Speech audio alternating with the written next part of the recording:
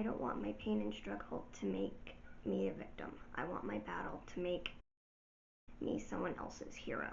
Unknown. To start, I'm an exception, not the rule. This was my experience and is vastly different than others who have gone through renal failure. I was born in 4th stage renal failure. Because of a birth defect, I never had a renal disease. My kidney worked at 33% when I was born. By 8, it was at 15%, and by the time I had my transplant, it was barely working at 2%.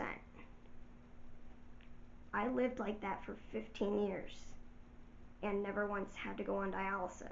Now, I'm not going to sit here and sugarcoat things. Renal failure sucks. Obviously, it's an organ failing. By 2010, I would have been 12. I really couldn't travel anymore. I was way too sick.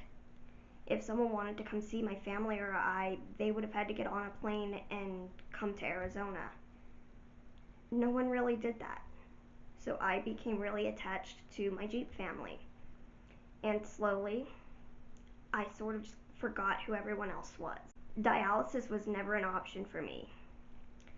It was never an option because I was way too small and I had no viable veins or arteries to make into a fistula or get a port. So I had to carry around a salt lick, like a little salt lick that you would get for a rabbit, because my sodium would not stay up.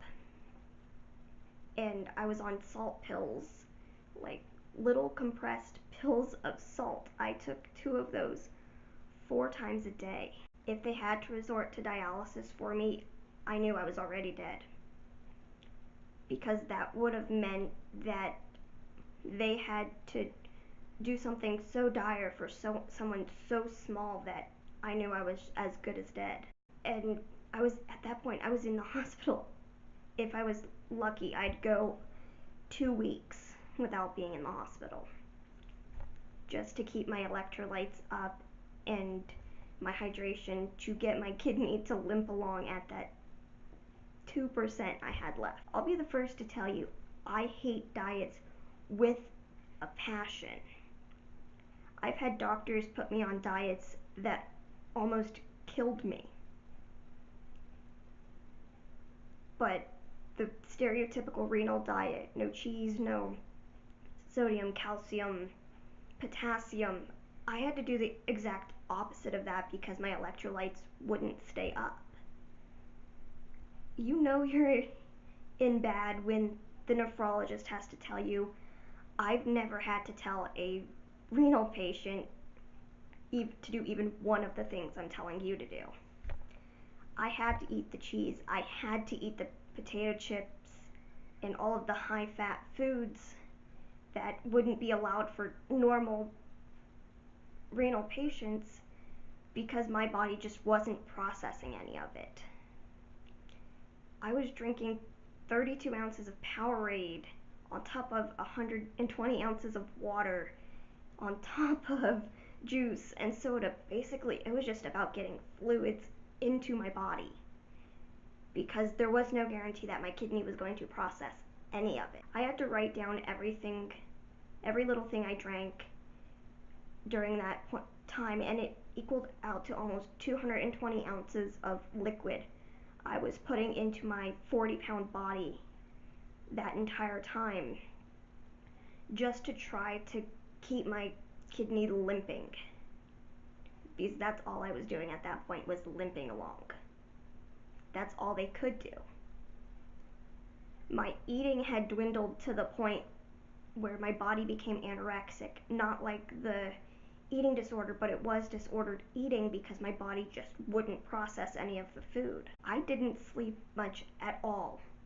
I would sleep on the floor or on my dog's bed because I just was not comfortable in a bed. My body wasn't regulating its temperature like it was supposed to, and I just wasn't comfortable in a regular bed. As for the hospital, it was a miracle if I stayed out of the hospital for more than 2 weeks.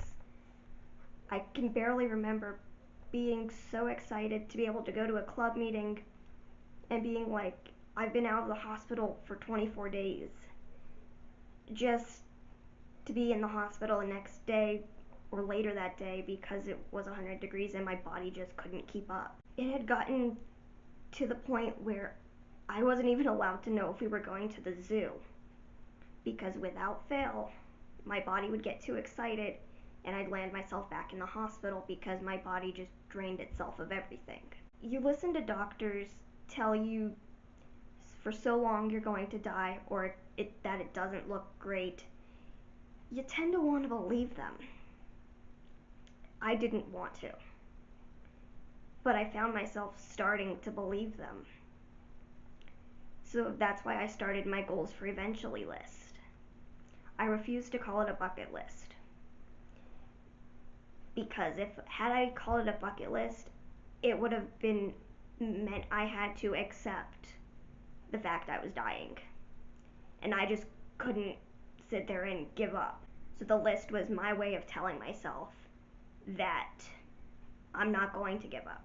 Looking back on the list now, I still have it and I'm still accomplishing things off that list. But looking back and seeing what I've accomplished, back then I didn't even think I was going to graduate high school, much less graduating college next year.